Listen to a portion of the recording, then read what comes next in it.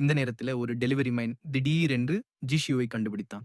ஜிஷியு வாசலைத் திறந்தாள். அது ஒரு பிரெஞ்சு பெண்மணி. அவள் அனுப்பிய முகவரியை பின்தொடர்ந்து ஷேமிங் சண்டையிட்டபோது தன்னைத்தானே தீ வைத்துக் கொண்டு கட்டிடத்திலிருந்து குதித்த மனிதனையும் கண்டுபிடித்தாள். அந்த மனிதன் ஜிஷியுவிடம் எல்லாவற்றையும் கூறினான். அந்த சம்பவத்தில் தான் இறக்கவில்லை. ஆனால் அதன் பிறகு படுக்கையை விட்டு எழுந்து நடக்க முடியவில்லை என்று கூறினான்.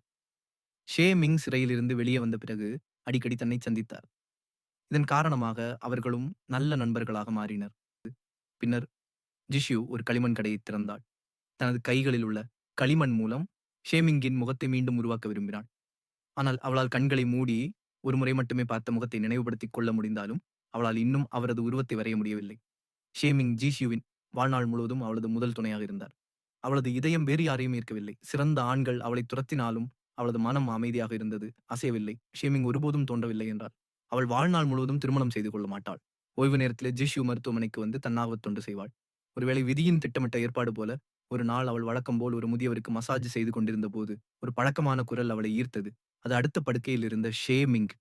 அவள் மெதுவாக திரும்பி பார்த்தாள். அது அவள் ஆழமாக நேசித்த பெண். ஷேமிங் உடனடியாக உடல் நடுங்கினான். ஜிஷியு தன்னை அடையாளம் கண்டு விடுவாள் என்று பயந்து அவசரமாக திரும்பினாள்.